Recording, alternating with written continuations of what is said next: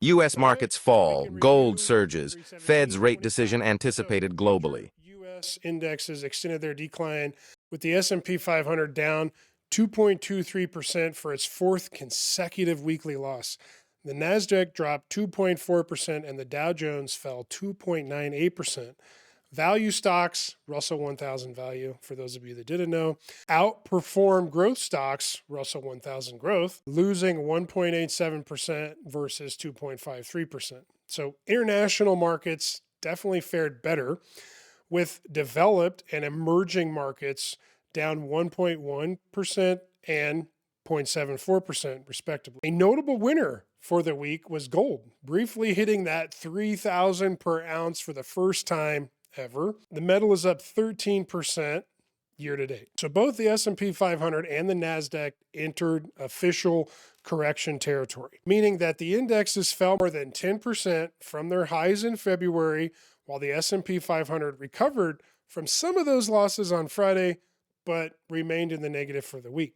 So meanwhile, the CPI report showed core inflation, excluding food and energy, rose 3.1% year over year in February, down from 3.3% in January, coming in below expectations. So, some upcoming economic releases. This week's key economic report will provide insights into the health of consumer and monetary policy. Retail sales data is set to be released today, followed by FOMC meeting, Federal Open Market Commission, and federal interest rate decision on Wednesday, March 19th. Let's talk a little bit about outlook. So while U.S. equities are down for the year, some areas of financial markets are seeing positive performance. Bonds are outperforming U.S. equities so far this year, rising 2.1% as investors seek safe havens. International, developed, and emerging markets outperforming up to 10.7% and 6.7% year to date, respectively. As investors look for opportunities beyond the U.S., this market shift for the last 2 years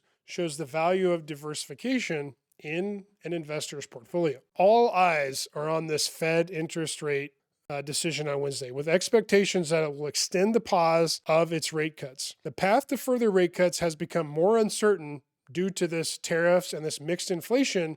And then we add on top of that the labor market data. So recent activity, there was a trade of activity in the fixed index total return with the purpose of a shortening duration. Now, 2 stocks in the news, right? You can see I try to drop a couple of these every time we do this review. So number 1, Southwest. Yeah, the baggage policy is gonzo. The airline announced plans to end its free baggage policy as a part of a strategic shift to revamp its business. Their business model, as it profits lag on the major airline, and the stock overall gained 12.6% for the week. Then we have JD.com. The Chinese e-commerce company surged 6.2% last week as investors sought technology exposure beyond those U.S. markets. The company is leveraging AI, artificial intelligence, in multiple ways to enhance its business, including optimizing logistics and tailoring customer service and improving their inventory management. Stay tuned till the next one. We'll see y'all.